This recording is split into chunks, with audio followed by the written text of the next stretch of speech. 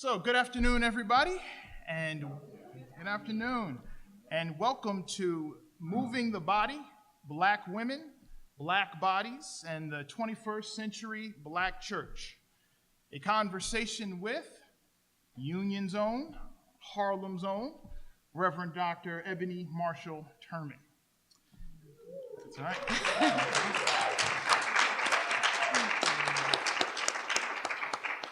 My name is Nkosi Anderson. I'm a Ph.D. student here at Union, and I will be our moderator for this afternoon. Now again, welcome to this portion of our Trailblazers 2014 Claiming Our Roots, Charting the Future Sankofa celebration. Now let me provide a quick overview of how we're going to spend our time here this afternoon. After I introduce Dr. Turman, she will give a presentation, followed by a brief dialogue between the two of us. Then we'll open it up to audience Q&A. And then there will be time at the end for you all to meet and greet with Dr. Turman. If you have a book, you can get it signed. If you do not have a book, we actually have a voucher for 50% off of the book that we're handing out afterwards. So make sure to grab one of those if you don't have the book. Okay, so does this sound like a plan? All right, let's do it. I want to begin by giving a brief bio of Dr. Turman, okay? The Reverend Dr. Eboni Marshall Turman is Director of the Office of Black Church Studies and Assistant Research Professor of Black Church Studies at Duke University Divinity School. Now, speaking of Trailblazers, she is the first ever Womanist theologian to be appointed to the faculty of Duke Divinity School.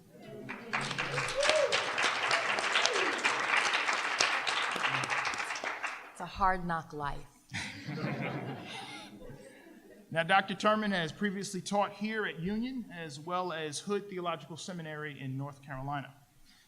Scholar, now, she holds a BA from Fordham, an MDiv, an MPhil, and a Ph.D. from Union. She's also studied at Columbia's Institute for Research in African American Studies, as well as their School of Continuing Education. And as I was going to say, she is a scholar, a preacher, an activist, a social theorist. Dr. Turman is the recipient of numerous awards and is a sought-after speaker. The list goes on. Seriously, her bio is 2 pages long, single-spaced. Okay. Now, Dr. Turman is the author of numerous essays and articles. She recently published her first book entitled Toward a Womanist Ethic of Incarnation, Black Bodies, the Black Church, and the Council of Chalcedon. Great book, you gotta get it. Emily Towns calls the text, quote, groundbreaking, challenging, provocative, constructive, end quote. Our own Gary Dorian labels it, quote, a major contribution to womanist thought, end quote. So, without further delay, let me stop talking because contrary to what I'd like to believe, you all are not here to hear me speak. Please join me in welcoming Dr. Turman.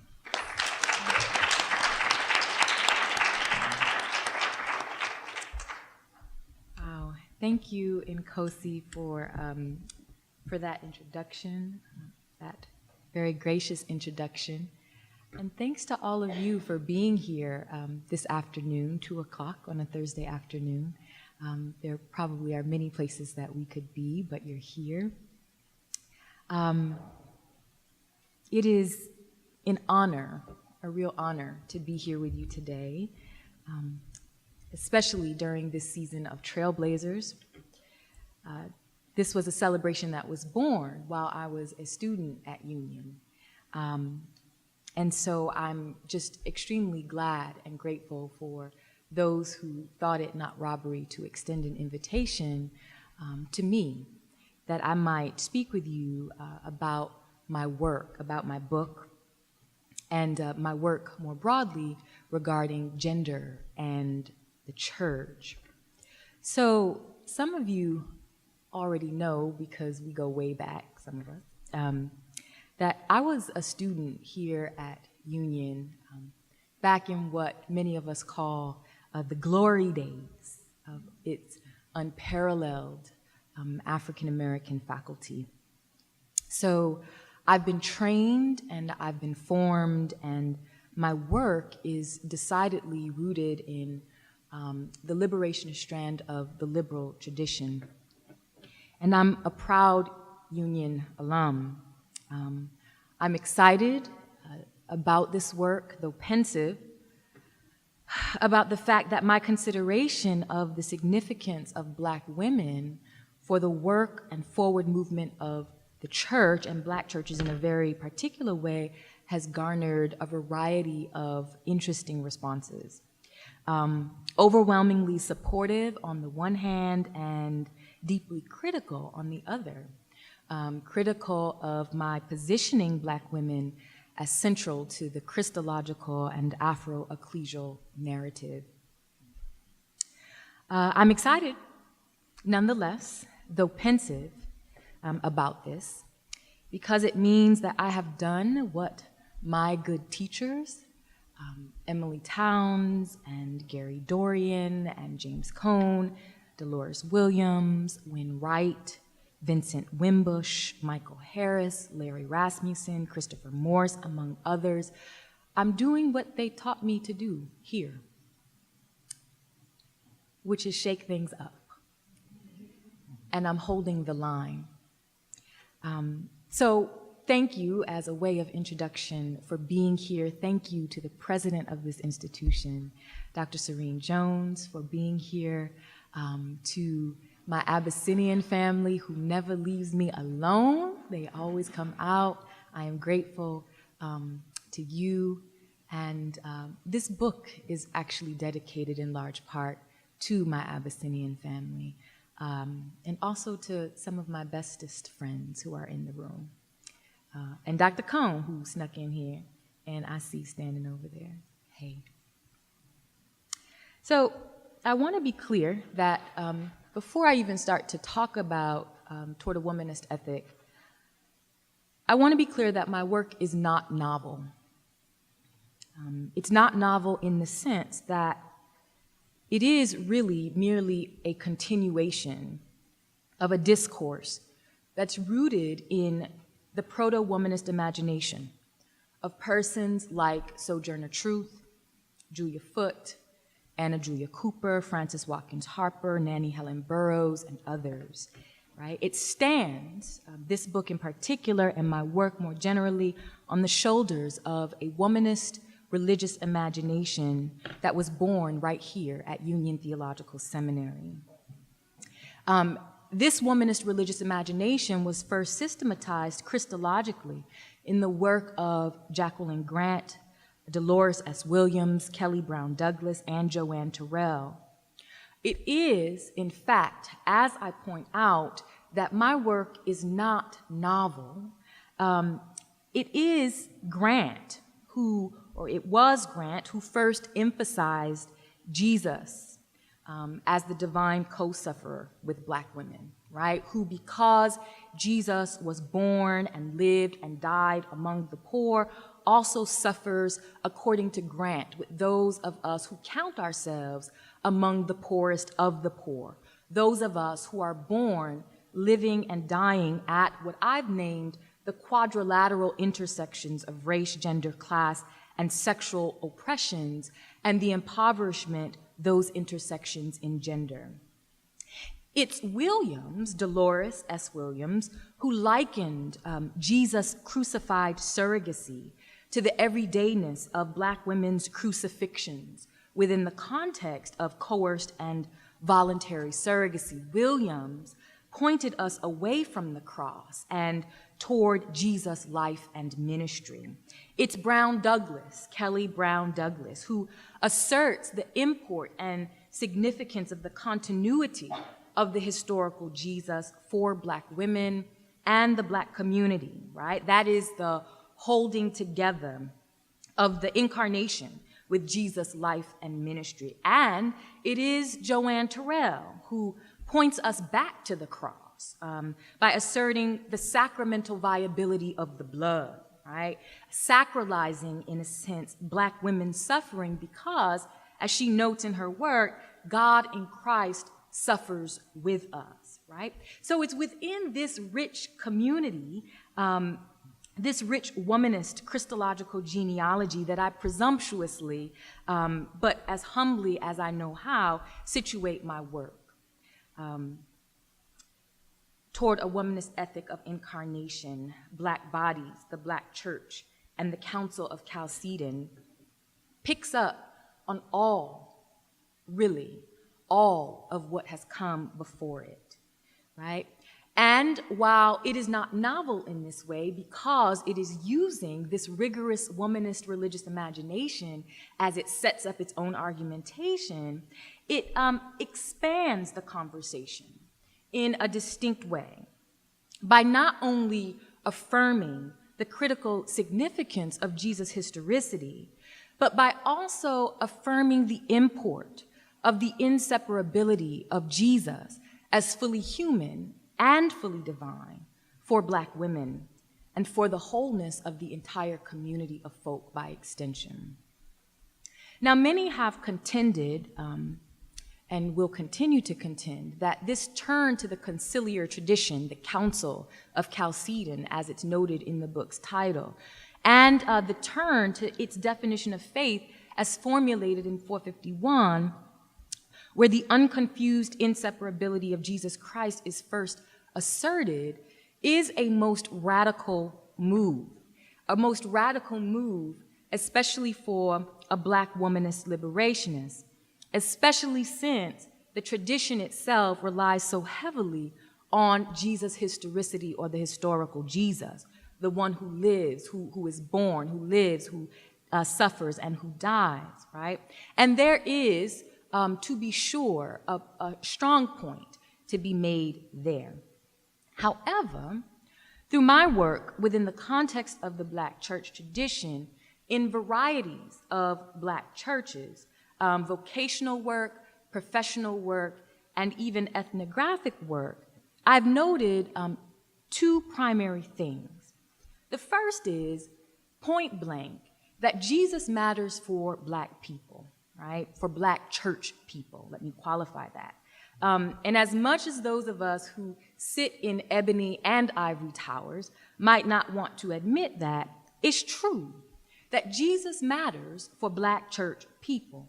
So in my opinion, there can never be too much Christological inquiry as it pertains to church and society, but also this Jesus who matters for Black church people is not only confessed day to day and week to week as it pertains to Black church people and within the expressions of Black Christian faith as deeply human, right, pointing to Jesus' historicity. Jesus is not only within the context of the Black church proper referred to as deeply human, as in Jesus is Mary's baby, right? The song says, "Po little Jesus boy, we didn't know who you was."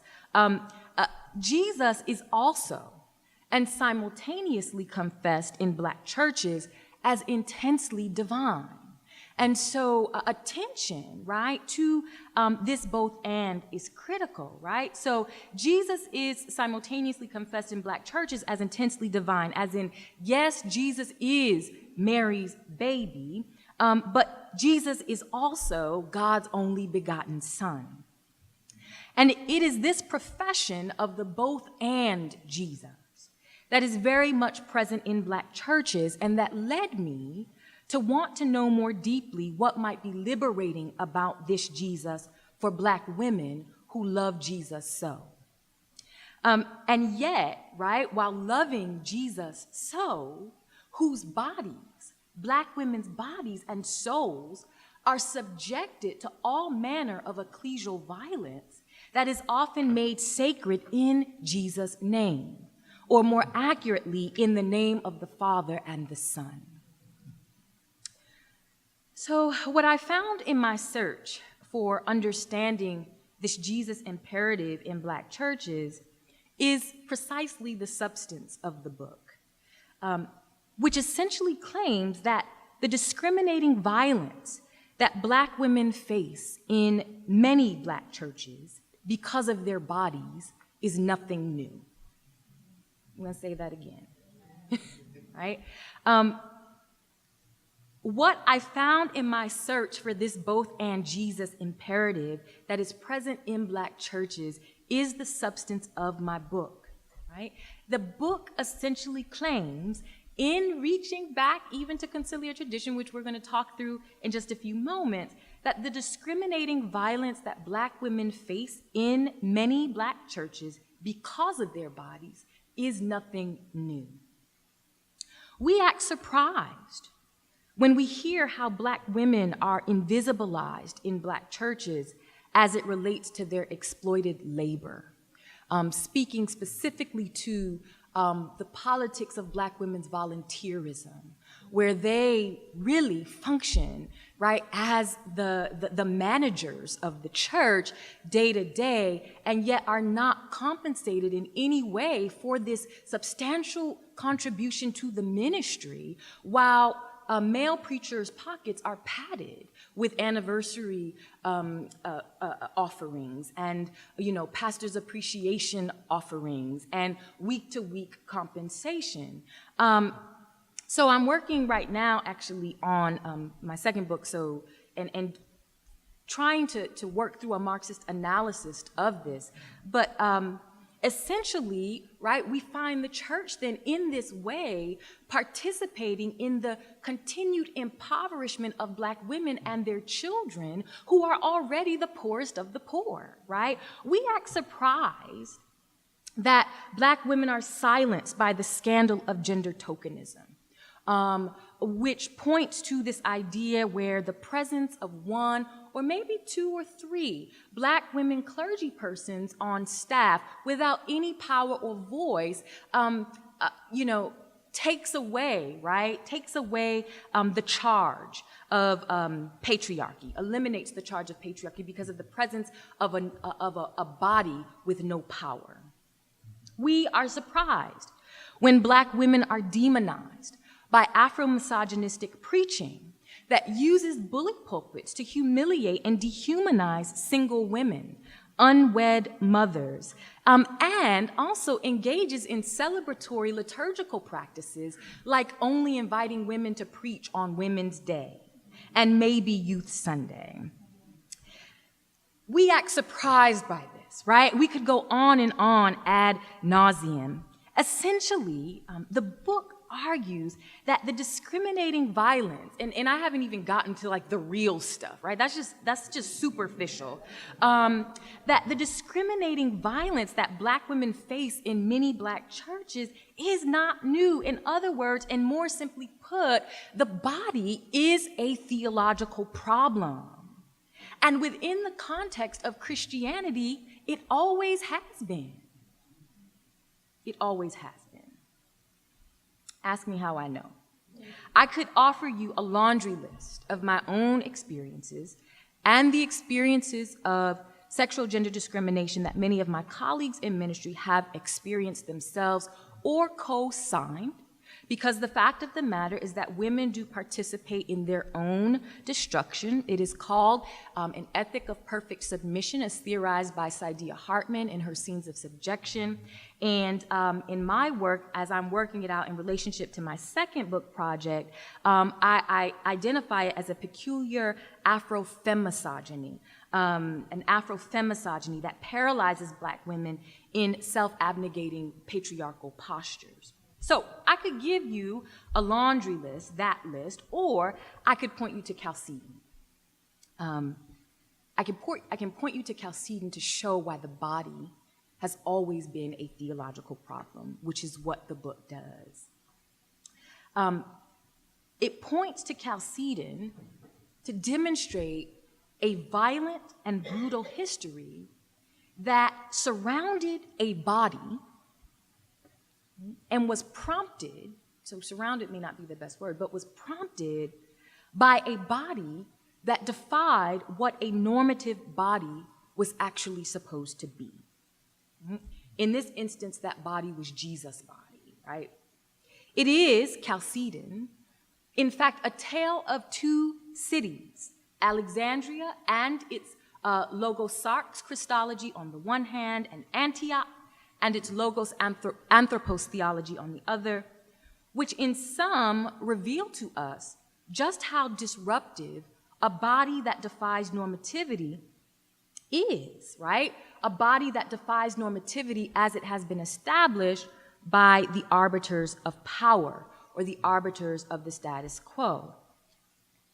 The body is a theological problem, so much so that the very body upon which Christianity was established stood to be, pre-Chalcedon, the body that would split the church, which it ultimately did. And this reality of Chalcedon is eerily familiar in terms of how the body and matters of the body, even today, are splitting churches. And not just the local church, but our denominations as well.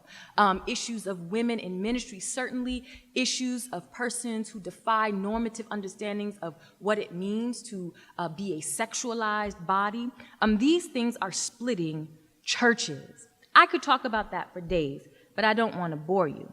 The genius of Chalcedon, in my estimation, insofar as my womanist imagination reads it, is in claiming that Jesus is both and, that Jesus is fully human and Jesus is fully divine.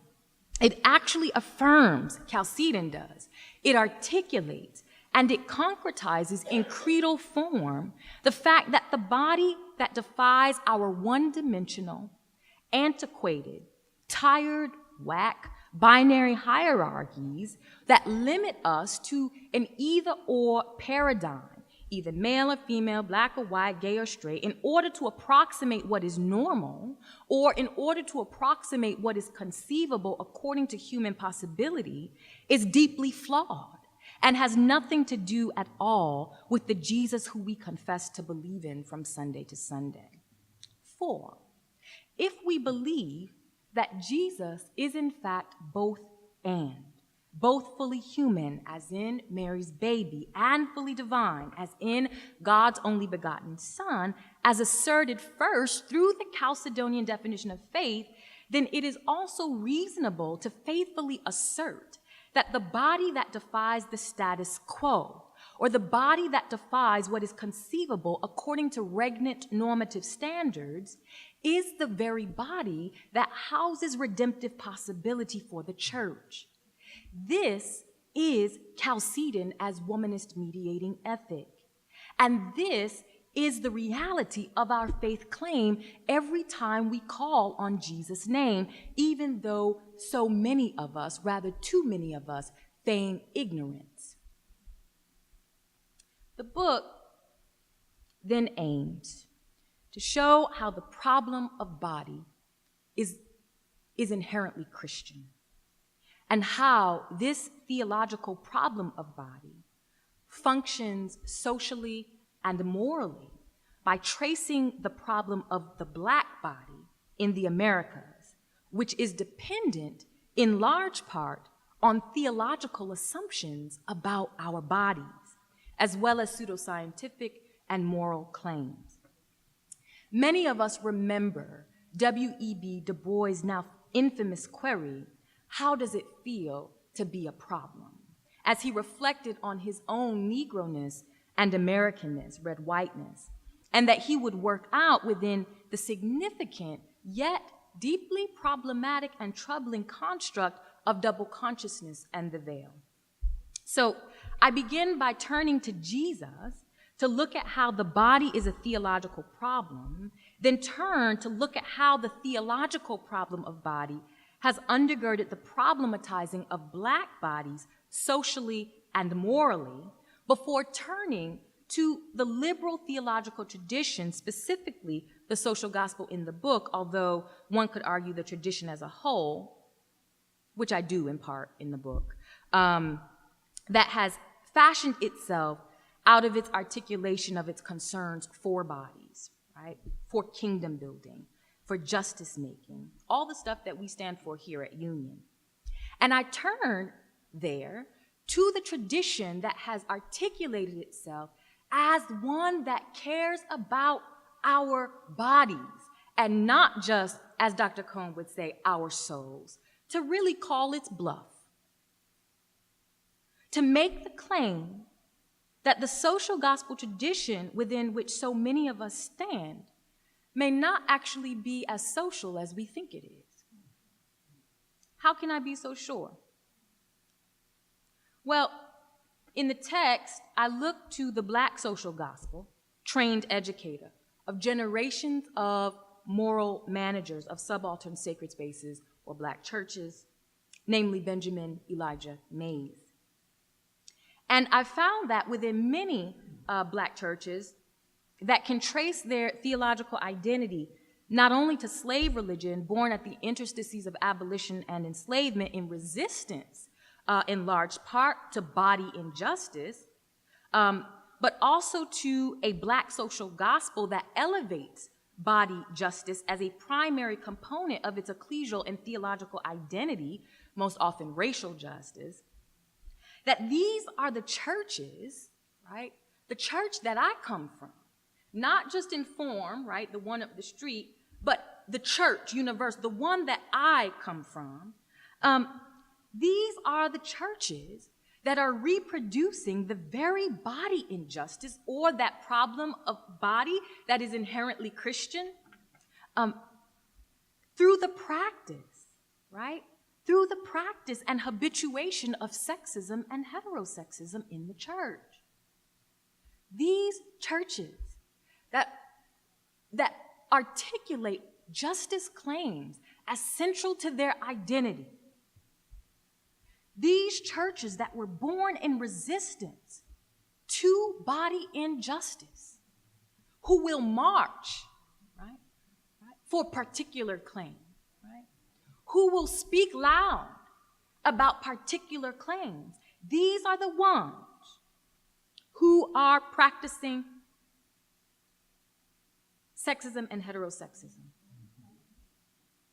And it is to this problem of hypocritical faith, or what I identify elsewhere as sexism as Bartian das Nichti, or sexism as the opponent of heaven in the Black church, that I assert for the church a rereading of Jesus as womanist mediating ethic, a rereading of Jesus as womanist mediating ethic as the only way back from ecclesial hell.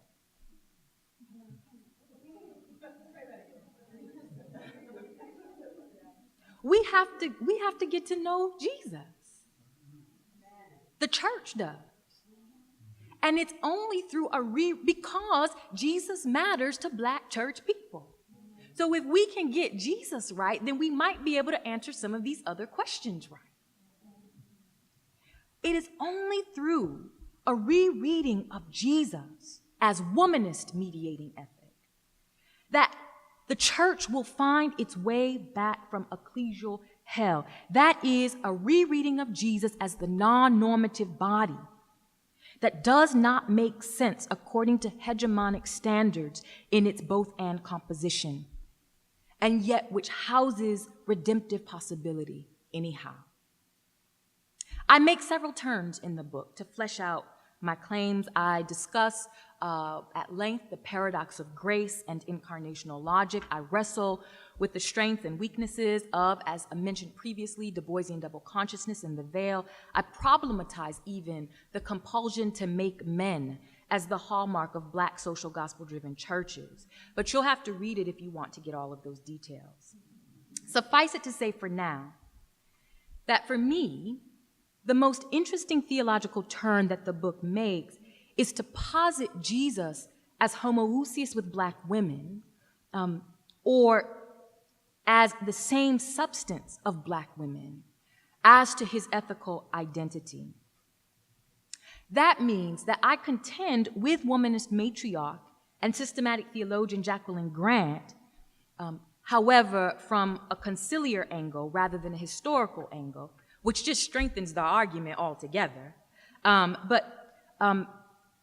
Even though the historical serves to buttress the conciliar. But I contend with Grant that Jesus is the ethical substance of Black women. And in order to make this claim in part, so that's why a lot of people are mad. So you can see some of my talks on YouTube in the comments. I mean, like, Paul said women should be silent, why don't you build your own, all kinds of stuff, all kinds of stuff. So people are mad about that Jesus is a black woman as to his ethical identity. But in order to make this claim, in part, I crafted not my own, it is for all of us. I crafted a womanist method, which I've identified as reciprocal incarnography. From my former work, rather, this reciprocal incarnography as womanist method emerges from my former work as a dancer. And reciprocal incarnography as womanist method posits that the body, not just black women's stories, not just black women's writings, not just historiography, and not just sociology of black liberation, which all is important for the womanist task, but also that black women's bodies say something. Black women's bodies communicate in the flesh or have the potential to communicate in the flesh what may be too profound to relate otherwise. So my over 10 years of observing and participating in the movement of black women in black churches through this method led me to conclude the book with a choreographic deconstruction of the moves that black women make that speak to the redemptive possibilities for the black church and make space for the previous claim of black women as homoousios with Jesus as to his ethical identity. So the moves that black women make speak to the redemptive possibilities for the black church, even as so many black churches and so many women, rather, in black churches navigate the death-dealing realities of sexual gender violence and discrimination in the churches. So in other words, I'm being honest to Dr. Towns, Emily Towns' claim that there is always hope, that there is always hope. I deconstruct what I've identified in the text as the reach, right? So which would be this thing, kind of, which, depending on how it happens, could read as a complete suspension of everything. The stand, right? So the reach can happen from anywhere, sitting, standing, rolling on the floor, running through the church. The stand, which is just standing, right? Just standing, which is movement.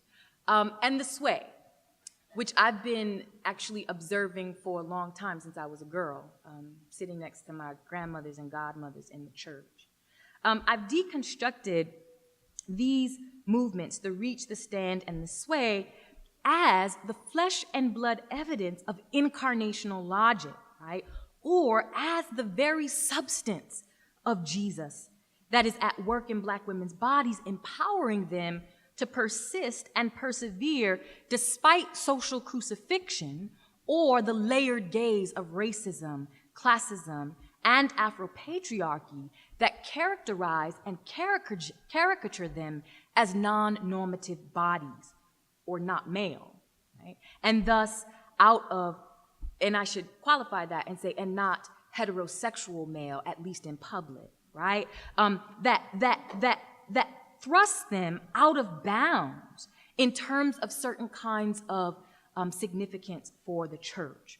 So it is this choreographic deconstruction that has led me to push back on classical articulations of the imago Dei, or the image of God, as the default reason why black women should be empowered toward the end of clerical leadership in black churches, right? Because black women are made in the image of God.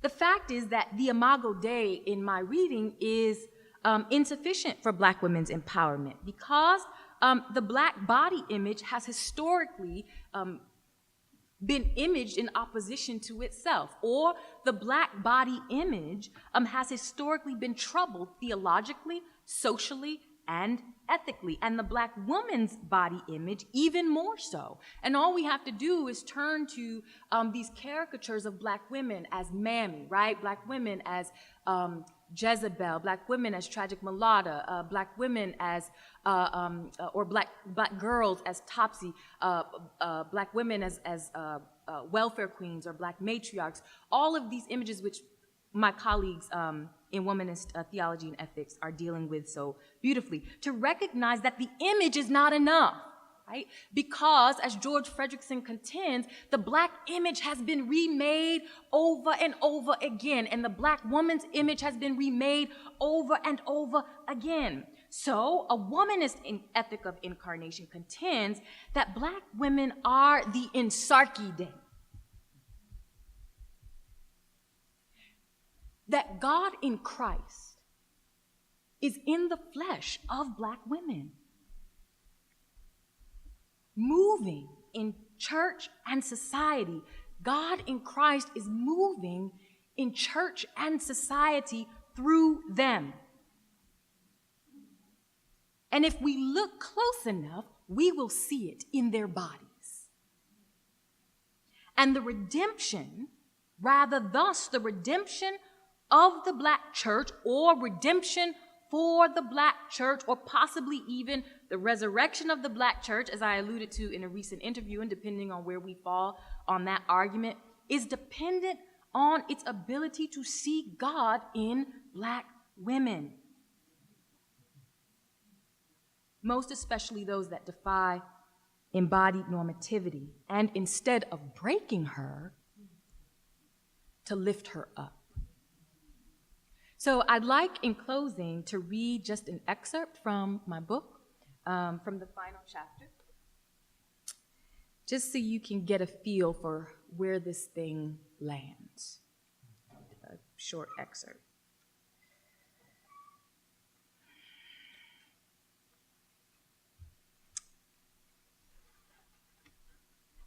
Womanist incarnation ethics directly proceeds from the theoretical confluence of the politics of God incarnate and the problem of being Black in America. It primarily holds that God's enfleshment in the apparently broken body, which is normatively given unto phenomenological and existential death, situates brokenness, as conceived by the arbiters of the status quo, as the principal antecedent of wholeness, which affirms that there is always hope. This is especially significant for the Black church because it asserts that there is still hope for the broken body that was born at the interstices of abolition and enslavement, and that continues to be haunted by sexual gender oppression that replicates the very body injustice it sought to escape. By looking to the lifespan of Jesus, his having been born in the poverty of a barn, and his having died a criminal's death on a cross, incarnation ethics asserts the possibility of parousia, namely a second coming for the Black church. Positing Black women as Jesus, that is, as the image of God's ethical identity in the world, however, a womanist ethic of incarnation insists that the Black church's parousia is possible only insofar as it remembers Jesus by looking to the bodies of Black church women who, in their apparent brokenness, claim that God is not only with them in terms of God's presence in history on the side of the oppressed, but even more, that God is in them, namely that God is in the flesh of even the oppressed of the oppressed. This God in us posture that Black church women assume Sunday after Sunday in that reach and that stand and that sway rejects the temptation toward unethical action that takes for granted the appearance of godliness and thus determines who is divinized and who is demonized. The viability of the body and soul of the church hinges on its embrace of this incarnate ethic that relativizes the human condition to a first act of God in every body, and thus renounces the compulsion to make godliness in spaces where God is seemingly absent. Instead, God in us presumes an already there-ness of God, and thereby compels the church to recognize injustice against any body, most especially those bodies that defy normativity, as ultimately injustice against God. Thank you.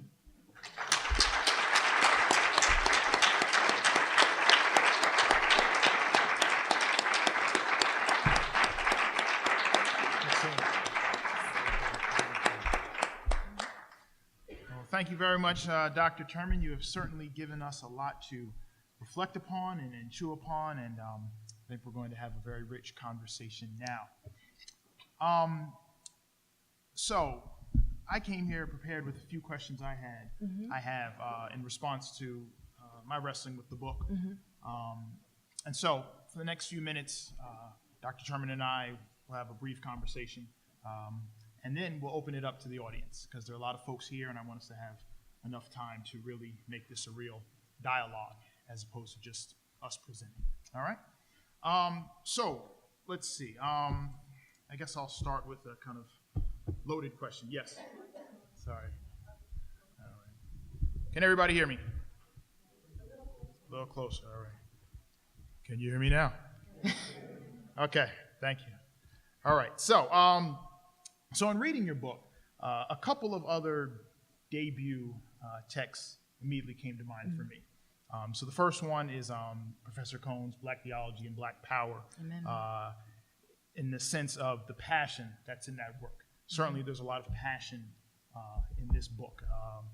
It clearly matters to you.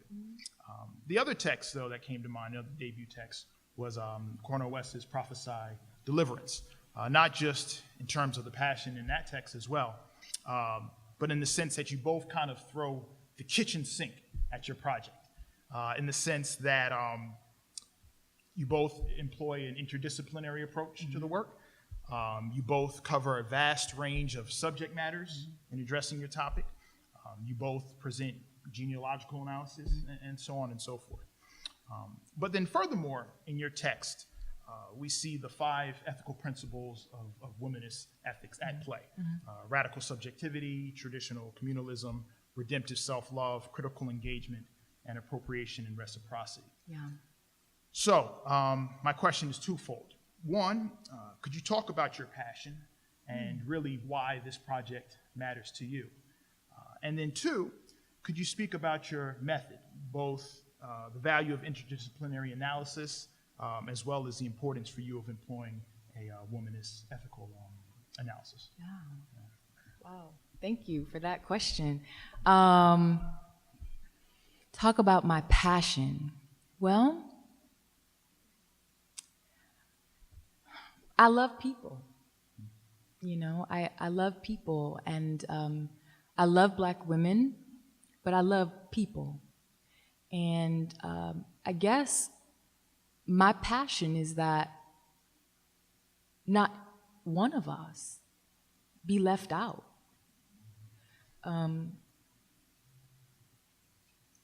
And as someone who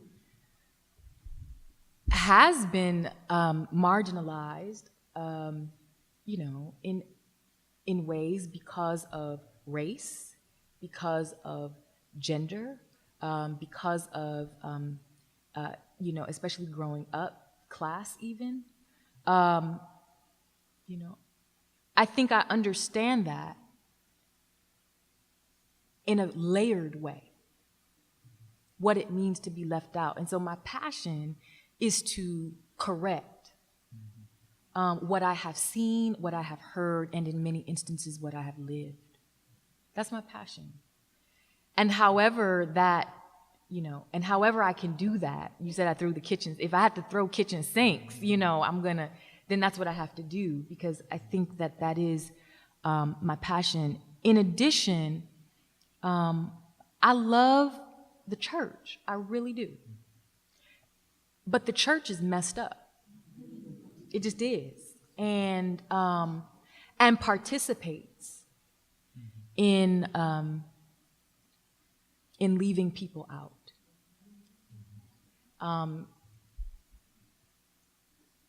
And that is something that I've lived as well. So, yeah, whatever it takes. So that must be my little space for now. But wherever I find myself, my passion is for I guess, formed under the teachers that I named before I began, is for those folk, wherever they are. And I think that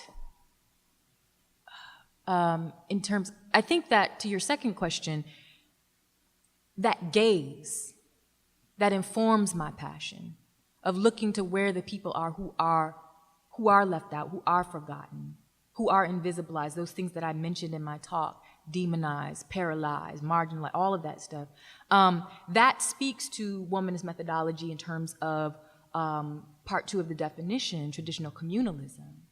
And this idea where, I mean, in several ways, we could talk about the flower garden, where every color flower is represented, and the kind of communalist ethos that represents, or we could talk about the intergenerationality of the child, telling mama, I'm walking to Canada and I'm taking you and a whole bunch of other slaves with me, right? Like this, that I'm not going to go by myself.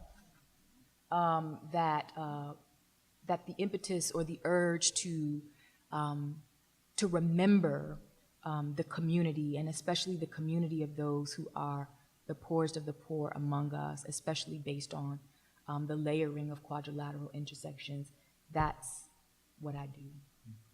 So, yeah. In terms of the method of the book, it's outlined in the introductory chapter, and it speaks also to the question around interdisciplinarity.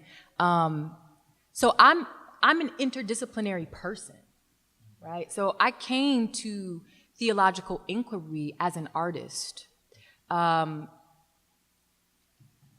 I came to know God through the performance, right? Through the singing and through the music and through kind of the rhetorical genius of the prayers and the proclamation. So I can't separate that out. So my method, I talked about reciprocal incarnography a little bit, but also it was really taken from, I wrote the book as if I were choreographing a ballet according to a dance class. So my method is, it begins at the bar in the process of uncovering, where we warm up, giving you facts, we're warming up the muscles, getting ready. And then it moves into the center for the adage, where we start to string together the facts that were given into a narrative form. And the adage, for those who may not, the bar, for those of you who may not know, is when you stand at a ballet bar and you point your foot and bend your knees and warm your body up just to get going. You take what you learn at the bar into the center of the floor, right? And all that practice on balancing and stretching, then it turns into a phrase of movement called the adage or the adagio. And so, so that's what happens in the middle of the text. I'm creating this narrative out of the warm-up, Chalcedon, race, gender. That was the warm-up, creating the narrative, right? And then it moves into which would be uncovering, which correspond ethically with the process of debunking, and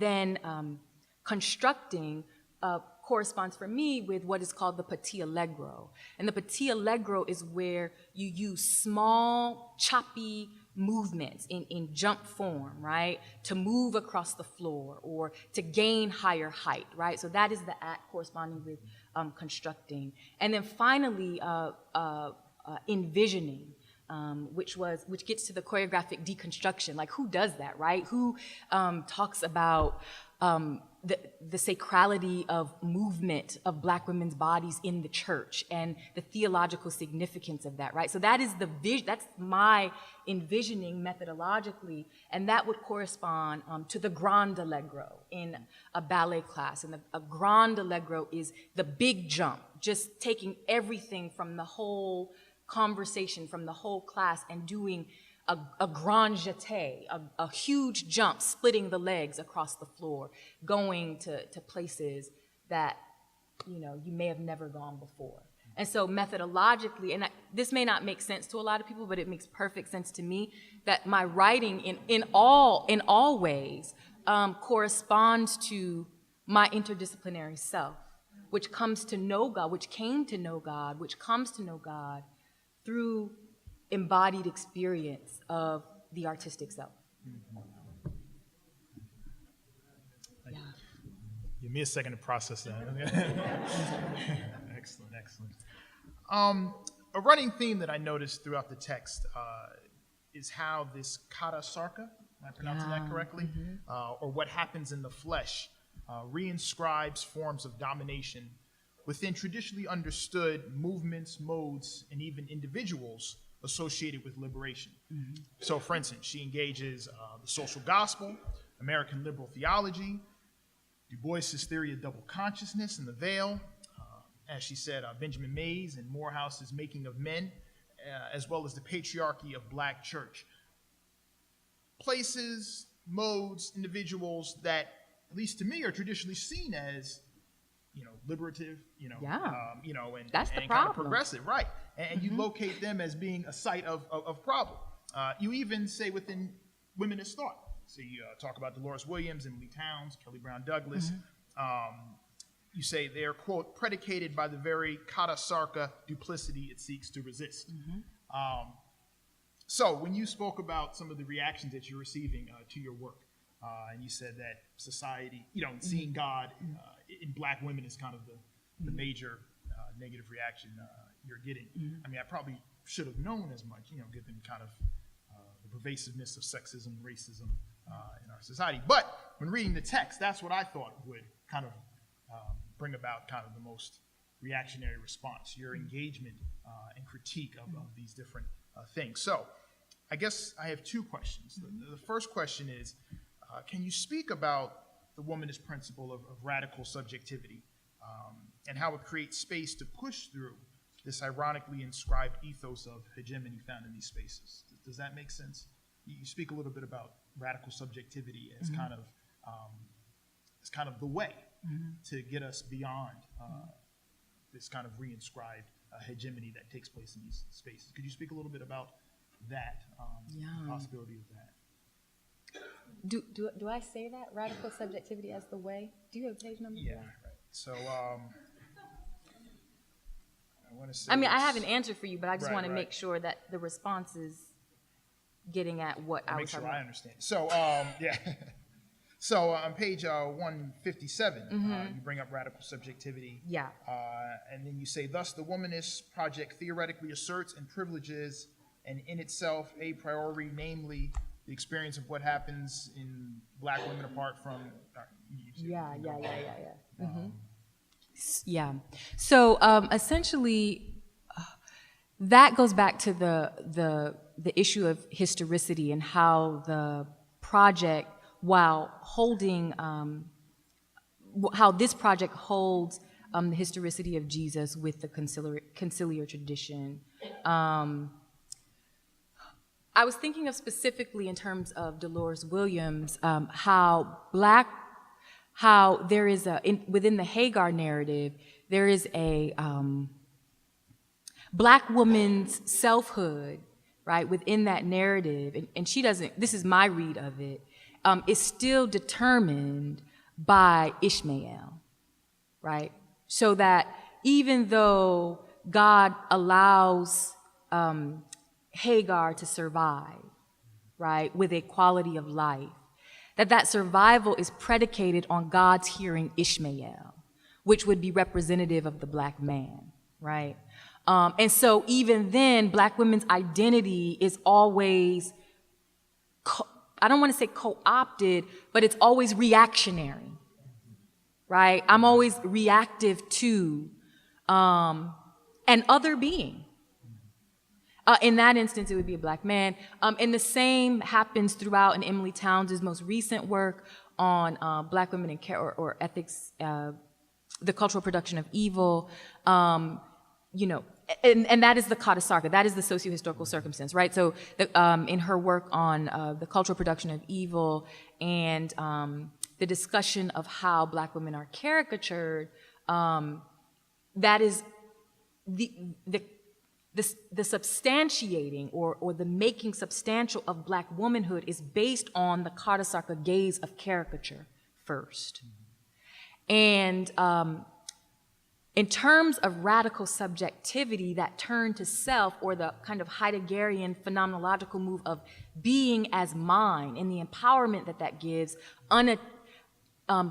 unattached in a primary sense to anyone else, requires that we recognize within incarnational logic the a priori move of God in Christ, right? So that divinity in Christ, divinity in Jesus rather, is there beyond anything that happens to him. It's just there. That is when I talk about my discussion of the just is, right? The inconceivable just is. Like God is just here in the flesh, right?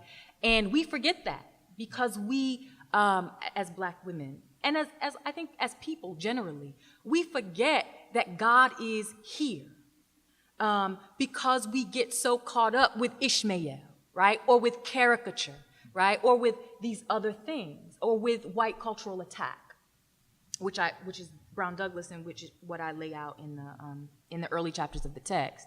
And what I'm saying is, yeah, that is our reality. The Kadasarka is our reality, but the Ensarki is prior to the Kadasarka. And although we can't dismiss the reality of our social historical circumstances, we must always, as in womanist mediating ethic, navigate the tension between the two and not forget the presence of God in us based on what is the reality, the painful, sometimes painful reality of our everyday circumstances. Does that? That was great. That and you resonates? actually Okay. answered the second question I was going to follow up okay. with. So, all right. Who needs this? I guess perhaps the final question I'll ask before opening it up. You mentioned your concept of the quadrilateral intersections. Yeah. I wonder if you could unpack that a little bit more for us.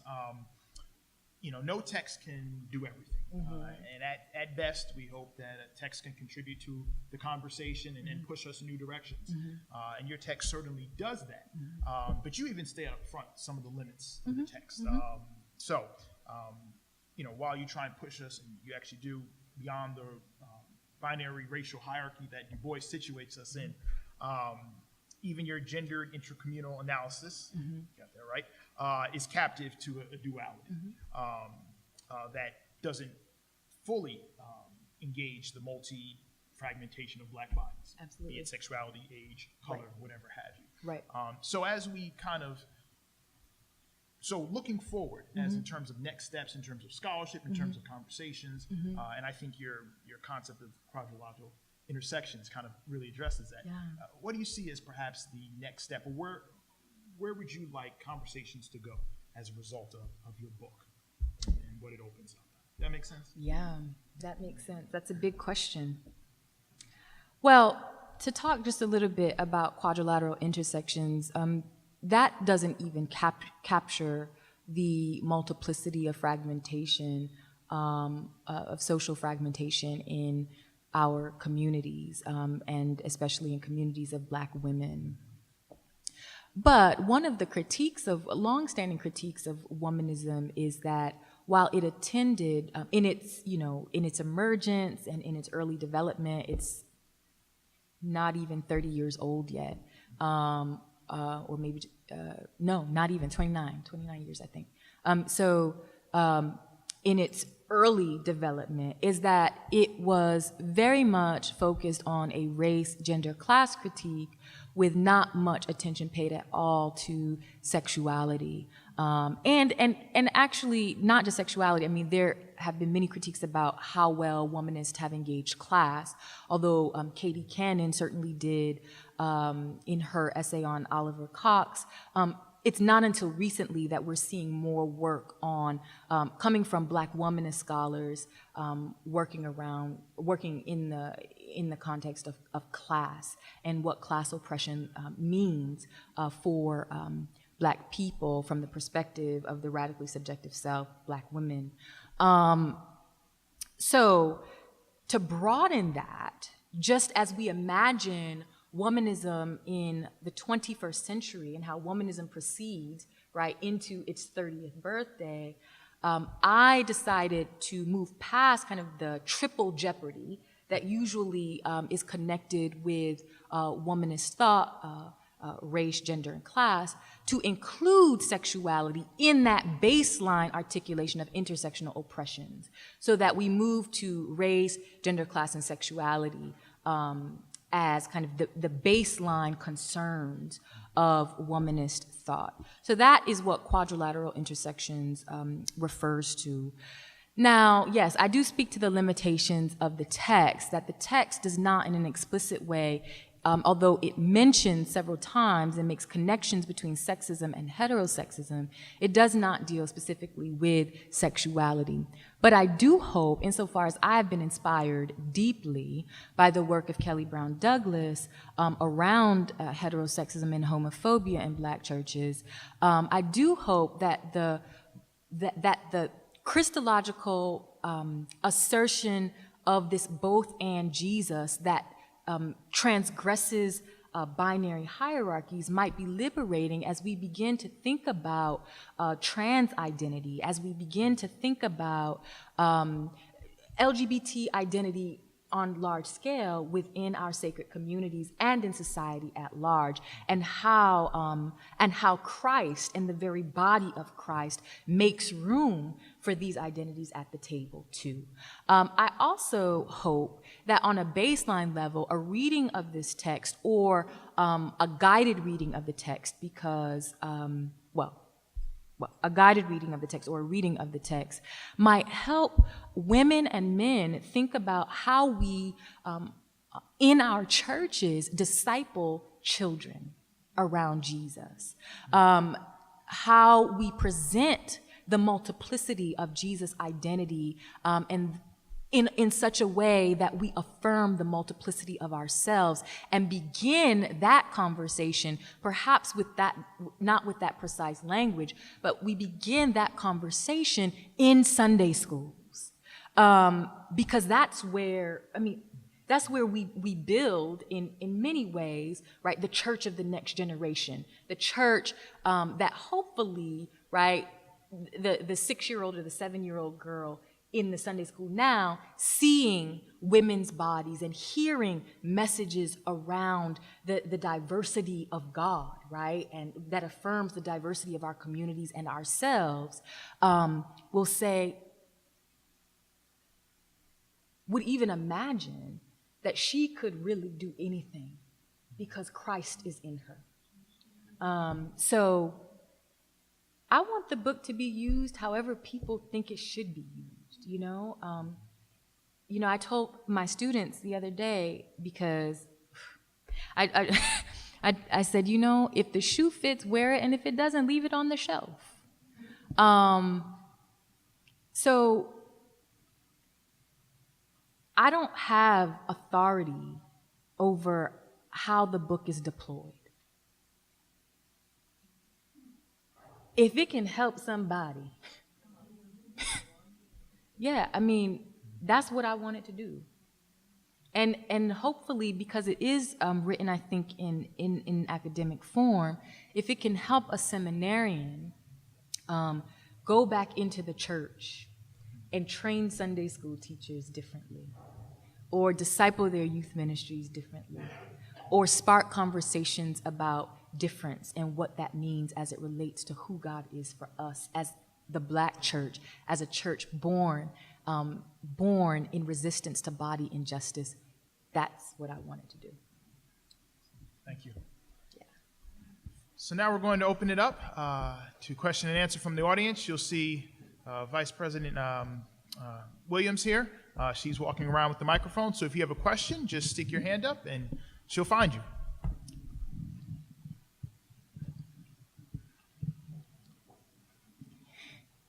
There's one back.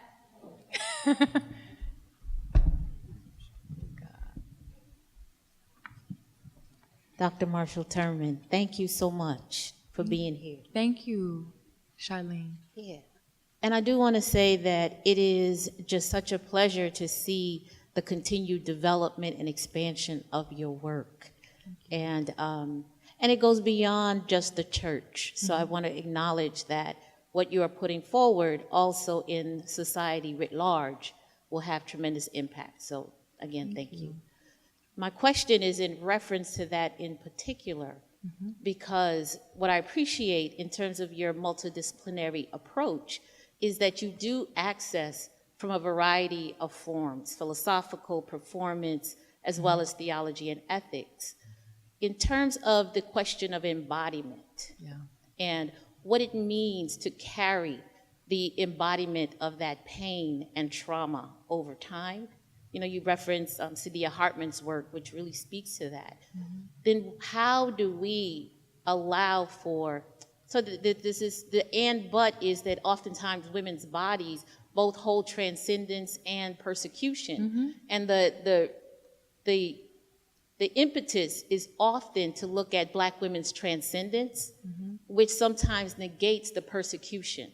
So how do we allow for the transcendence to occur and still, with a keen eye, work towards the persecution and to alleviate or ameliorate that level of persecution? And how does your mediating ethic assist us in that process? Yeah. Well, Charlene, thank you for your question, and I think you hit at the core of the tension, right? I mean, that is the hard work, precisely the how. So I think what a mediating ethic, a womanist mediating ethic does is that it resists precisely what you've named, right? This desire to go too far one way or the other. I mean, that's almost kind of what I'm doing in this Trinitarian, Unitarian move, right? That the book actually makes in holding the two together. Yes, historicity is important. Yes, conciliar tradition is important because these things exist in our communities together. And so the book in and of itself, I think, is resisting that tension to say, to fall into some sort of transcendent understanding of Black women's personhood, or kind of the myth of the, macho, right? Of Black macho, or, the Black superwoman, right? To not go there. But also, right, to not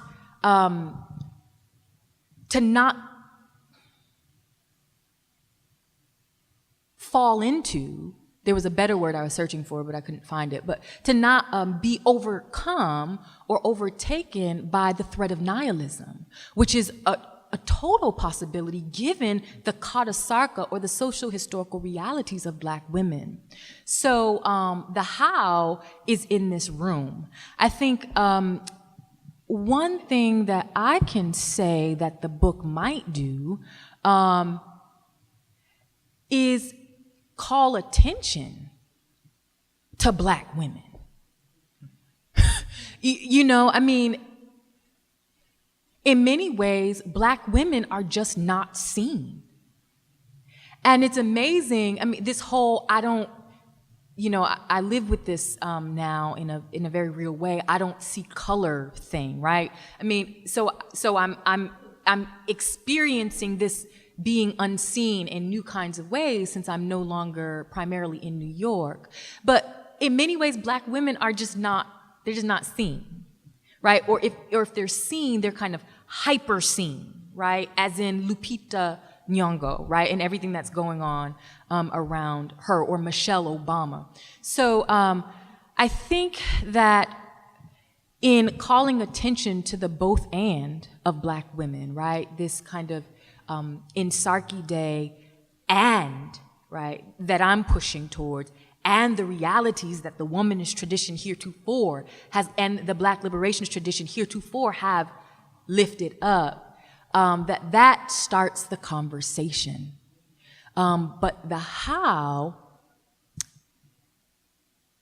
I have a chapter on that. My last chapter in my second book, which is just about done, starts to get at some concrete ways in which we do that, but I'm not sure if I'm ready to discuss that now. So you got to answer that question. I hope that resonates in some way.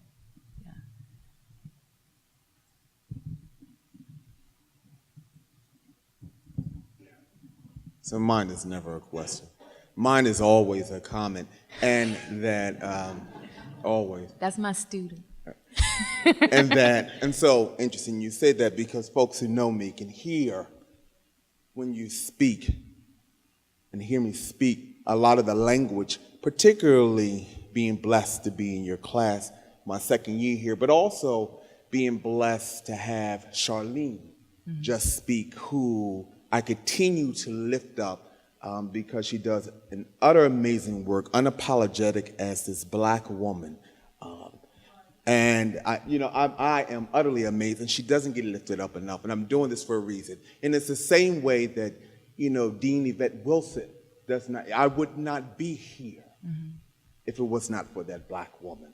And so I say that I came out of the precious womb of a woman named Mary, unapologetically Black, and that there could be no me without it. I'm real clear. And that in my construction when I was younger, this wasn't theoretical, it was real for me, that my mother, whose name was Mary, was my mother, and God was my father, and Jesus was my best friend. And that my father Thomas, who was a deacon, was not there, but MLK's picture was on my wall, so I thought that was my father. That's a theological conversation that's always been with me. And as an openly Black gay man who have been told that not only am I not human, but that my breathing is abominable to the thing that I call God, and that it has lived experience, has been detrimental to people who look like me, I utterly appreciate you. So I want to say that.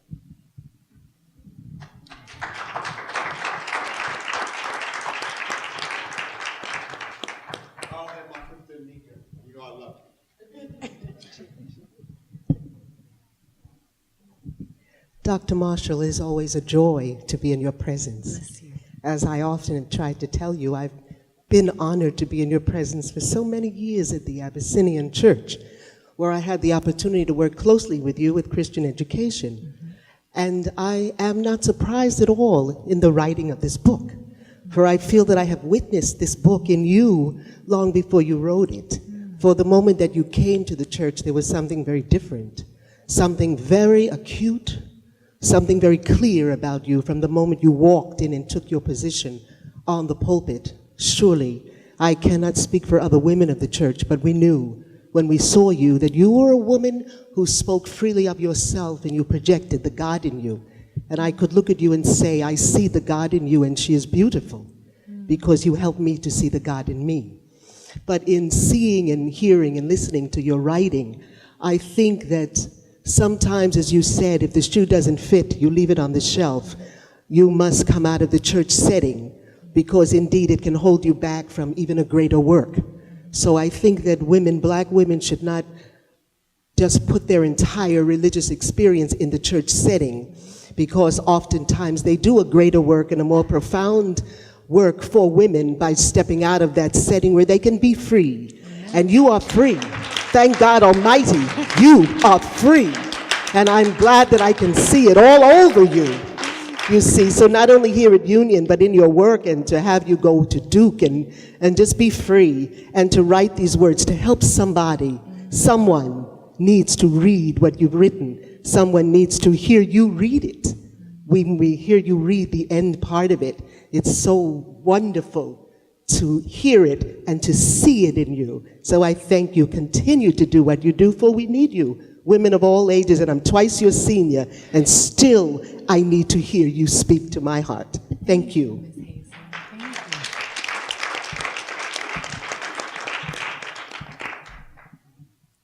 This is my student from Duke. I think I need to add to the testimonies and just say that so far at Duke, you've been there for what, it's like 6-7 months, but Yeah. you've taken the school by storm. And since just since the orientation when you first spoke to us, you had our jaws dropping, and just we're so happy that you're at Duke. My question, Dr. Turman, for you is, I find it interesting when you talked about the Imago Dei and how that's insufficient. I hear in a lot of talks that that's usually the move that a lot of people want to make. That's the first inclination, is to say, if we're going to try to not leave people behind, we have to kind of have this baseline, and this baseline is that we're all made in the image of God. But that can also reproduce certain problems that can be insufficient. So you talk a lot about Jesus, and and you heavy on the Christology. I'm sort of trying to figure out, okay, how did you think through these things and moving from Imago Dei to this emphasis on Christology, and how do you deal also with kind of other people in womanist thought who would be more resistant to that, or more kind of still suspicious in terms of like Christology because of the damage that's been done? It's like, why are we going to go there? Yeah. So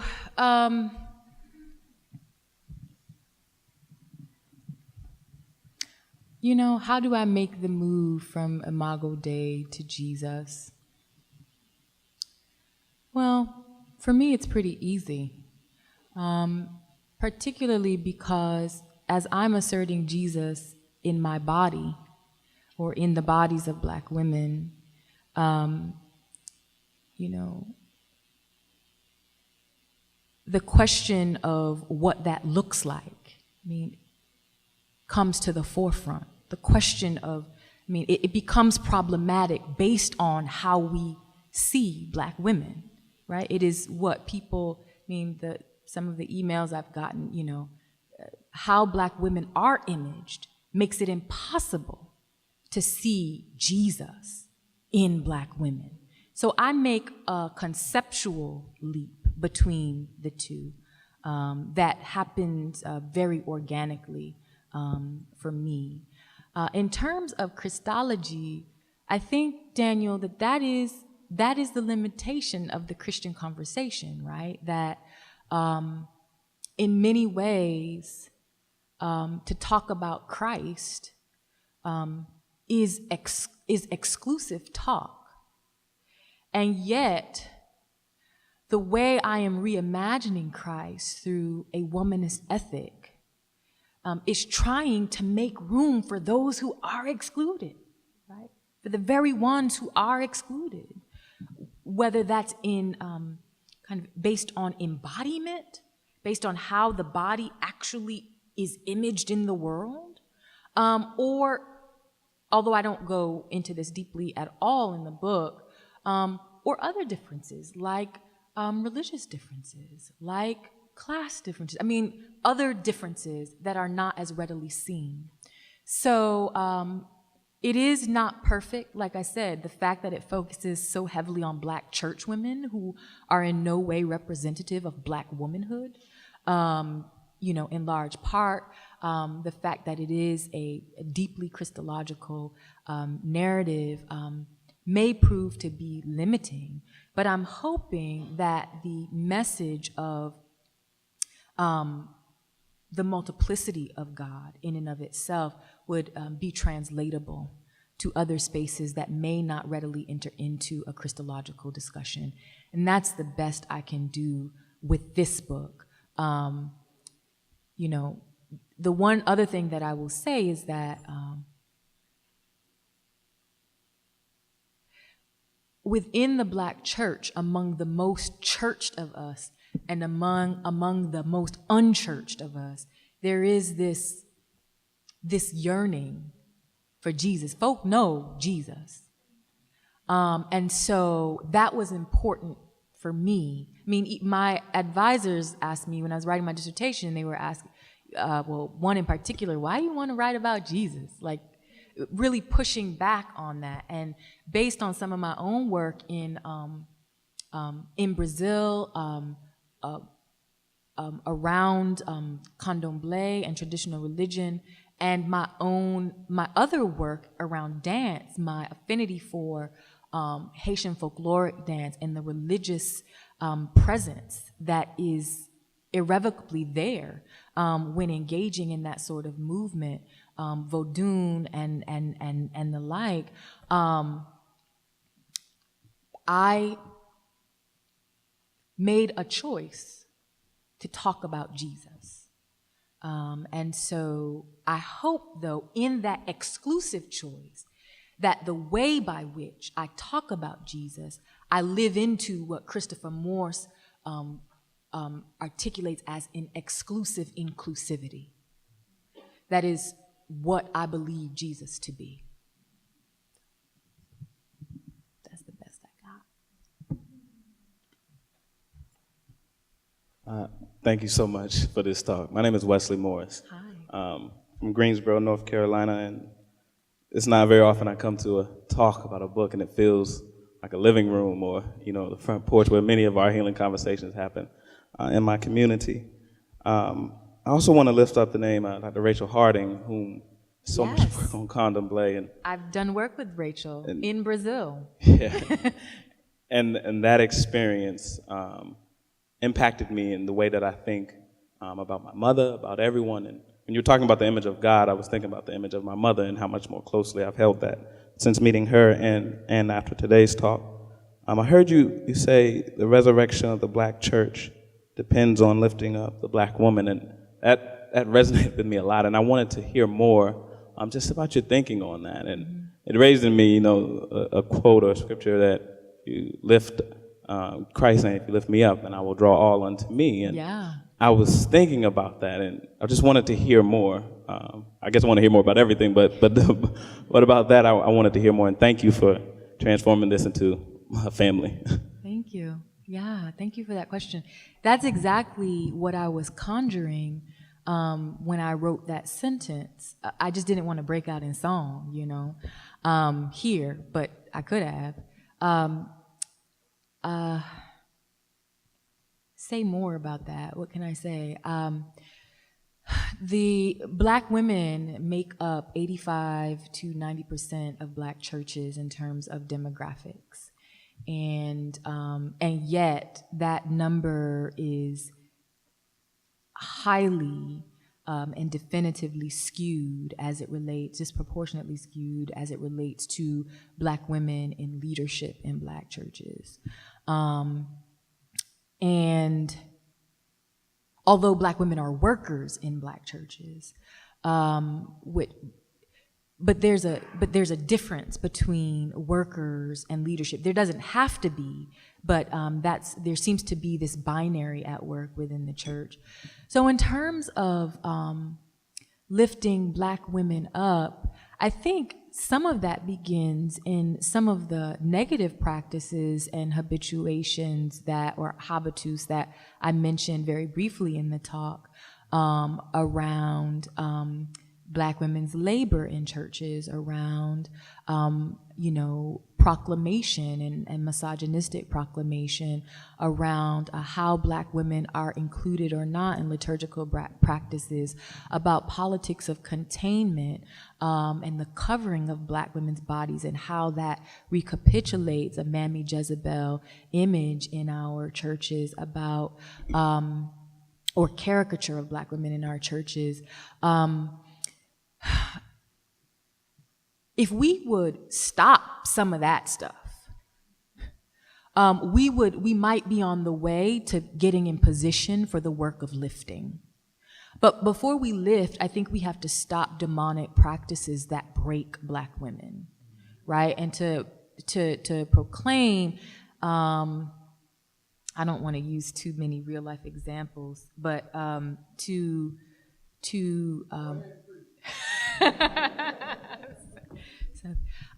but to kind of, for black women to, even as much as, God is in them, so many black women, especially black girls, who grow into black women, don't know that. Partly because they are socialized, and this is Riggsian in form, Marcia Y. Riggs, they are socialized to not know that, based on sacred practices. In other words, violence against women is sacralized in the preaching moment, in the teaching moment, right? In the day-to-day practices of so many of our churches. And my language here is essentialist. I recognize that the black church does not refer to individual churches, that not all black churches function within this construction of sexual gender discrimination, but most do. Most do. So I think we need to really, and my next project, what I'm working on now, is to Charlene's question before, is really about practices. So that's what I'm talking about, these practices and how we marshal womanist resistance against them. And I think once we start to address these things and stop them, like I said something at AAR about, justice is not half-baked, right? So we have to stop this sort of socialization and approach it with approach it with a sort of counter socialization in the educational spaces of our churches, so that we might be in position to lift Black women up. But we can't lift them. We can't even begin to envision or conceive of lifting if our practices are pushing them down. So that is the first step.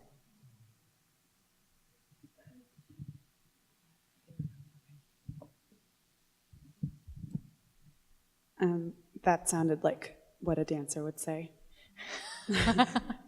So, is there something you said earlier was that you mentioned you don't have control over the way the book is used. Maybe you said deployed. Mm-hmm. And what I'd like to know is there any particular idea or phrase or concept or image of your, I think of your own creation, that you are particularly worried about it's being misunderstood or misused? And then also, do you have any thoughts about what to do about that? Well, I think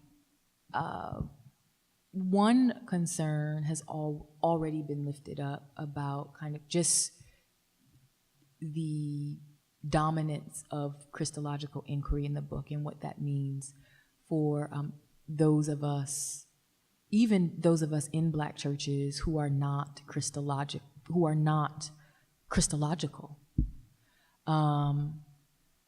So that's one thing. The other thing is essentializing Black women's identity, because, like I said, I don't think that Black church women, not that I don't think, I know that my work around Black church women does not represent the broad scope of Black womanhood that is just as attacked and violated by Kadasaka violences or social historical circumstances. One other, not concern, but potential misuse of the text is, and my work more generally, is the kind of offense, or the stance of many of my brothers in ministry, and how they will rebel against what I really want to be, what I hope to be an inclusive conversation, even if that inclusion is within the context of churches, because to even utter Black womanhood as central to, as I said earlier, the Christian narrative in the story of the church is blasphemous. I am clear that my work is heretical. And so that is not, as a womanist, right, decidedly so, that is not my intent, to alienate Black men from this important conversation. And yet the passion that comes forth is what it is. I can't worry about that too much, though.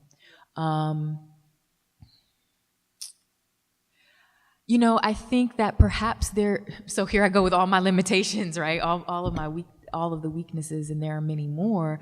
I think perhaps even there could be arguments made about the focus on women's bodies and how that can be troubling. One woman asked me when the book came out, well, why does the woman have to be thin on the cover? And that's a fair question. She didn't have to be thin. I mean, that's what the publishers sent to me. I said, fine, because I'm tired of talking to y'all about this. But she didn't, so but still, yeah, and still, right, what does this focus on women's bodies do? What is the fullness of that? Especially as I think about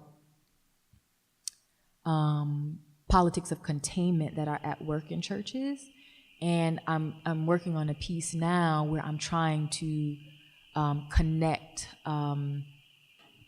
clitorectomy, or I may be saying that wrong, clitorectomy to the violation. So clitorectomy, specifically in African countries that are typically Muslim, to what I've read as the violent cutting of Black women within churches. But to have that conversation, you have to, body becomes so critical when you try to put Islamist womanism in conversation with Black womanism.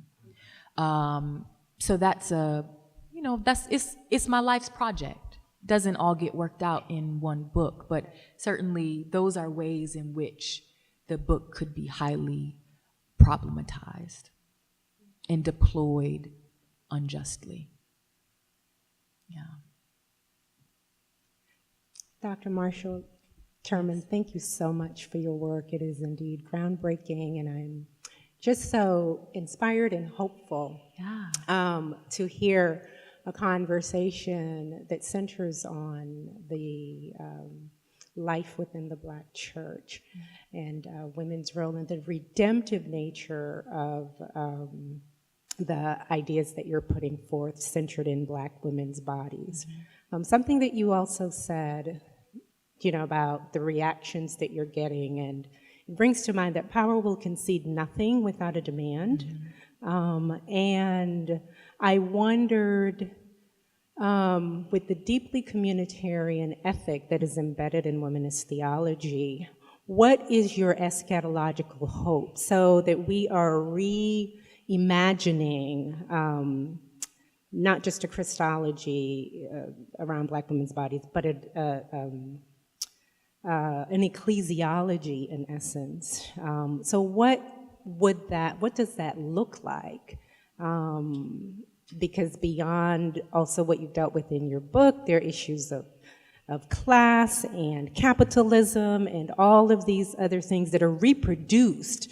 So we are lifting Black women up within a structure in a house, actually, that I'm not so sure that we want to attain that upliftment to then reproduce the same kinds of power dynamics within the structure. So I'm wondering, what is the new creation that we would hope to see, or if you've imagined that your second book is going to talk about a Marxist analysis, so class that gets into some of that. But what is the eschaton that you're hoping for?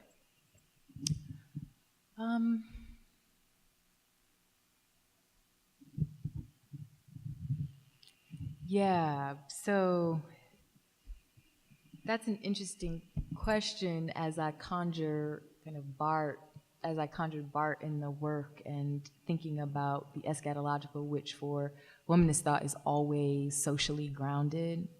I think that one of the reasons why I find, at least in the classroom, so many people, so many students especially, intrigued by womanism is because of its ability to kind of touch something in everybody, right? It's this vision that, or this gaze that, I hate to use the word gaze, but I'll use it anyway, that because of the layeredness of oppressions in Black women's bodies, sees a little bit of everybody's struggle, or at least that's the hope of a womanist gaze. And so it's very hard to even imagine what it might what happens when Black women are lifted up. But I think that the hope is that the reason why Black women should be lifted up is precisely because of the connectedness of Black women's experiences to everybody else. And in that connectedness, there might be room to see things that have historically been missed by white male normativity, that Black men have in many ways reproduced. I should say white male heterosexual in public normativity.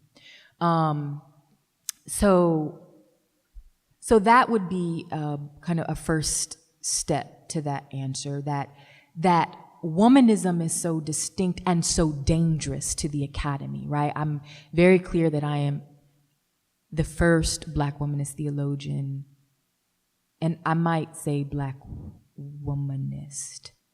At Duke, there are no, I don't think, Black womanists here. So womanism is dangerous because of that, right? It's people don't want to deal with it because of how it intersects with just about everything, not in the same ways. I'm not trying to suggest that there is an exact similitude, but there is a way of seeing that womanist does that connects dots that are better left unconnected, right?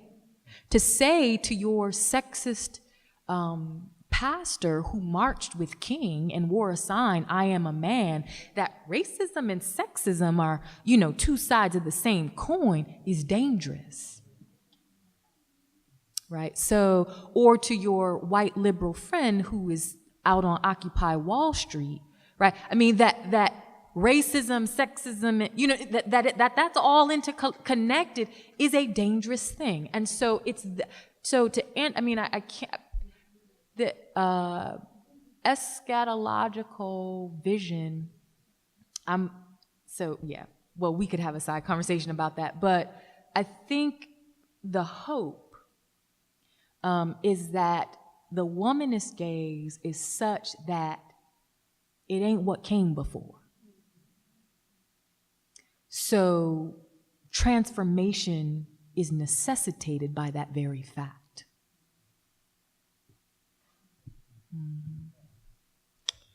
Good afternoon, Thank you, Dr. Turman, for your presentation. I'm always touched when I get to hear you speak. So my question comes from my experience as a young minister in a Black church, and I realized that the system of sexism runs deep. And as a graduate of Morehouse, coming from an all-male space, that sometimes we have inhaled that sexism in ways that we don't realize it. So my question to you would be, for the 23-year-old who is reading your book, who is working at a Black church with a system of sexism, what are the ways that we can begin to avoid that system? What are the ways in which we can reject it as well as support and affirm our sisters in ministry? Because out of the conversations that I had last week at the Proctor Conference, it's kind of really sad to see that there are other 23-year-old ministers who are fresh in ministry, and a lot of the women are still feeling that sexism coming from younger brothers who are in their 20s as well. Absolutely. Did you read the book? You need to read this book, because I talk about one of them in particular. I'm sorry. Well, I hear it'll be available in March, so yeah. I'll order it. I sold out, y'all. I sold out. Yeah. So yeah, that's my question. How do we begin to put our stuff out on the front yard to really work with it and to reject this system moving forward? Yeah, thank you. Thank you, Rashad, for that question. It's such an important one. One of the things I'm really, really excited about having written a chapter on maize and the moral problem of making men, is that I have been invited to speak at Morehouse next month, to address this very question of how our social locations can really make us blind to how we deploy injustice. So I don't think, well, we'll see what happens in that space, but I'm very excited about that. You were at Proctor, so you heard me say what I'm about to say. And I think,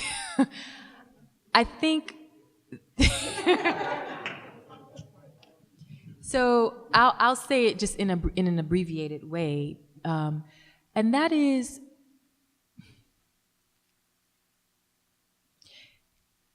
well, first, and I didn't say this at Proctor, at a certain point, we all have to choose. Like, we have to choose what we will participate in and what we won't. And sometimes making that choice is disruptive. Okay? So how do we do it? How do we kind of not participate in a system when the system is all around us as young people trying to make a way for ourselves in ministry?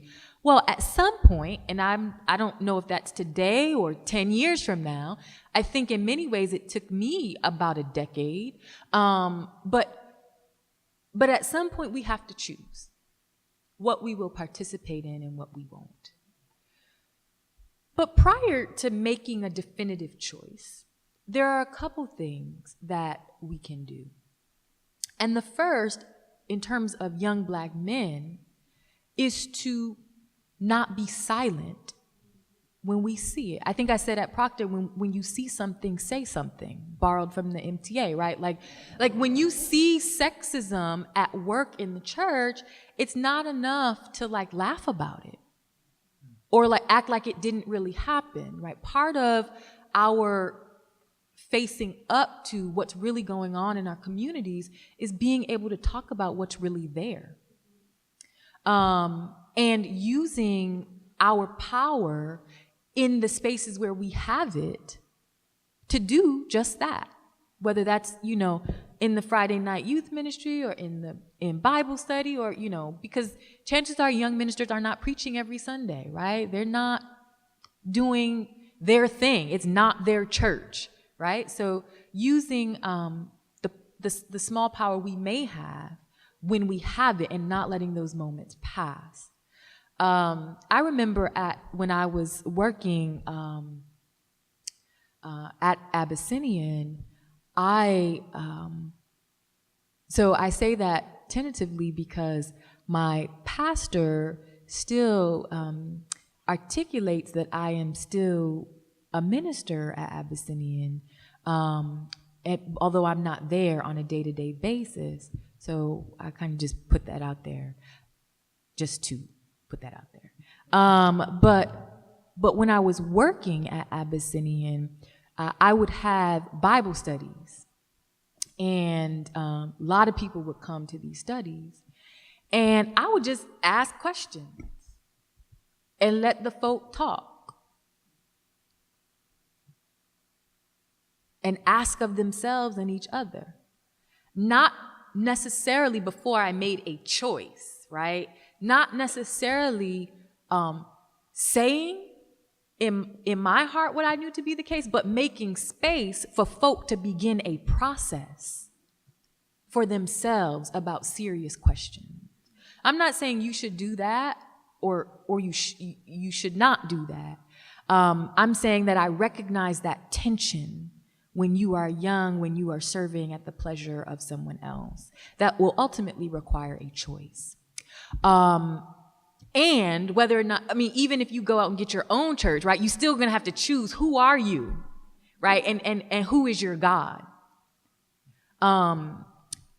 So by speaking out, when you see something, say something. The other thing is to show up, like for women.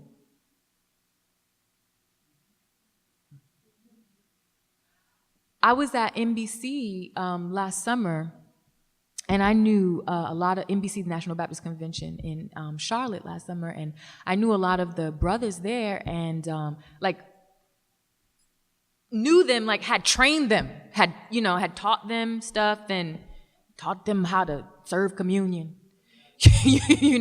Like knew them in an intimate way, but there was something that happened within the context of that male dominant space where that knowing became an unknowing. It was the most kenotic act ever.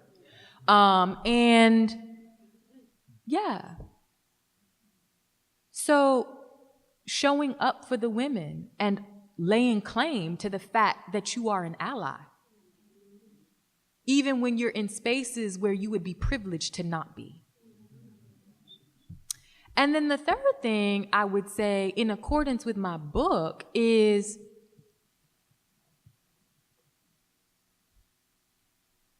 really living into the Johannine principle of the word becoming flesh.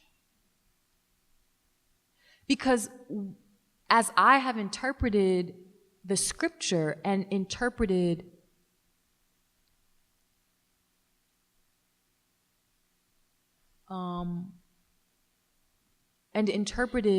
the tradition, which is very important at Duke, the tradition.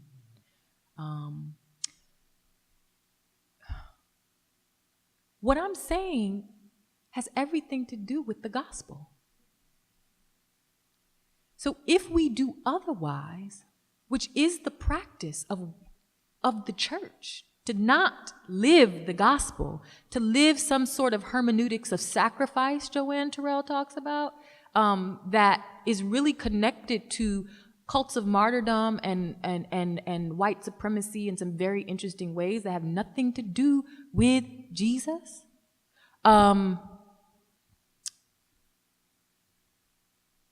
That what I'm talking about has everything to do with the gospel. So, like, don't be a hypocrite. Do what Jesus commanded, which was to love God and each other with no conditions. That may be too simple because that love thing gets kind of troubled by African American ethic of love justice. And so, but I say that loosely. Y'all know what I'm saying. We have time for maybe one more question. Hi, Dr. Turman. Dominique. How you doing? Good. I'm really happy about your book and the work that you're doing. I'm really excited to hear what happened at Proctor. Sorry I wasn't there, but it sounds great. And my question kind of flows along with your question. And I just want to start by saying I appreciate what my sister from Abyssinian said about some people may, need to flow towards the academic. At the same time, I feel like too often the voices who are prophetic are exiled to the margins and exiled out of the church.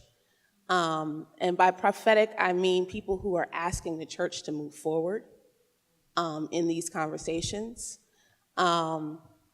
And so we're often exiled to academia, which is great because there's great information out there.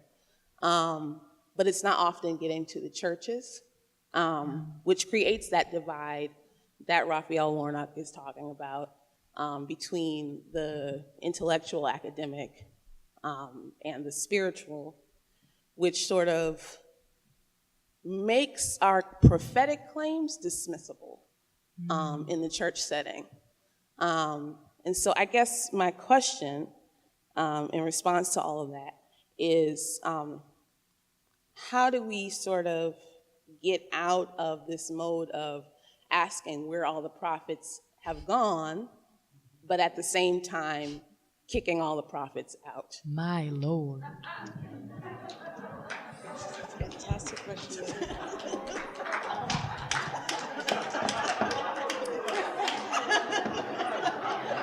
That's right. I just want to make my own disclaimer. My own disclaimer is that I wasn't kicked, I walked.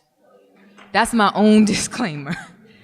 But the exile thing, but I'm with you all the way. I know what you're saying.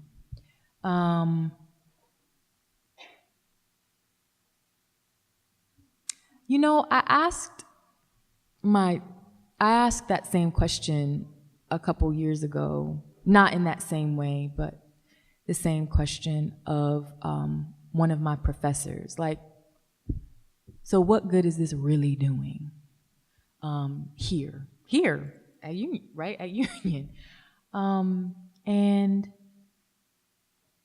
she said to me something, I was working in the church then, she said to me something that I really am placing some real hope in for myself now as I sit somewhat in exile, but am actually in churches, all kinds of churches, and preaching more than I ever have before.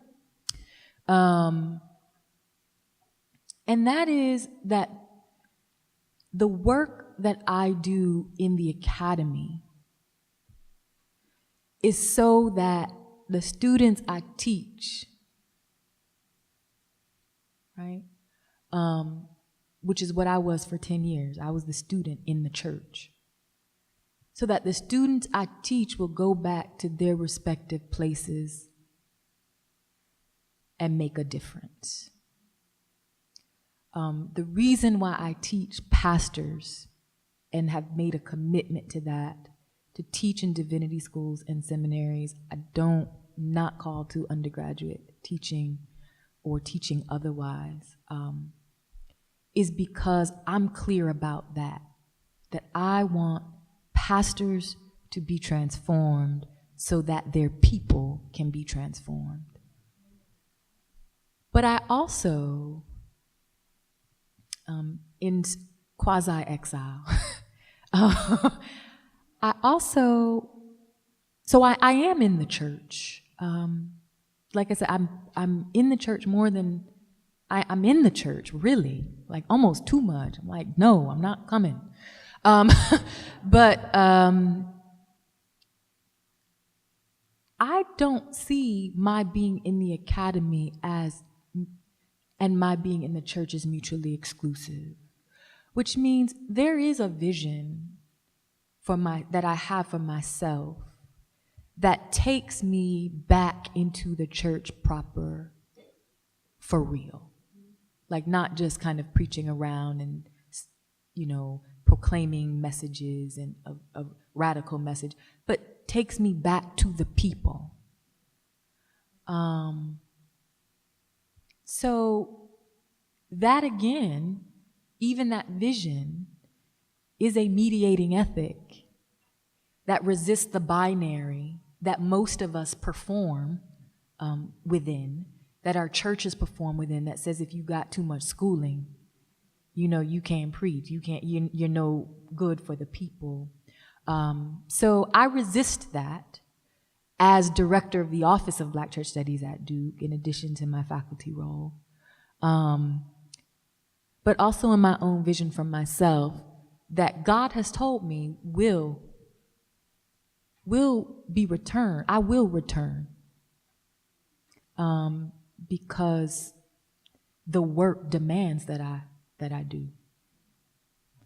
That's a longer, I didn't get directly to your question, but we can have lunch and talk about it, because we got stuff to talk about. Yeah. So. Okay, I want to quickly, in closing, look to Edward Said. He is the late scholar, taught at Columbia University, English and comparative literature, cultural theorist. In 1993, he was asked to give the Reith Lectures, and it ultimately became a book, Representations of the Intellectual. And I just want to share with you a couple of things that he writes in this important text. Said, so he's talking about what an intellectual is versus what it is not. He says that insiders promote special interest, but intellectuals should be the ones to question patriotic nationalism, corporate thinking, and a sense of class, racial, or gender privilege. He goes on to say, it is a spirit of opposition rather than an accommodation that grips me, because the romance, the interest, the challenge of intellectual life is to be found in dissent against the status quo at a time when the struggle on behalf of underrepresented and disadvantaged groups seems so unfairly weighted against them. My argument is that intellectuals are individuals with a vocation for the art of representing. And by representing, he means giving voice to those who have been marginalized or cast out as other. My argument is that intellectuals are individuals with a vocation for the art of representing, whether that is talking, writing, teaching, appearing on television, and that vocation is important to the extent that it is publicly recognizable and involves both commitment and risk, boldness, and vulnerability. And I think that in the Reverend Dr. Eboni Marshall Turman, we have a shining example of Saeed's intellectual. Please join me in thanking her.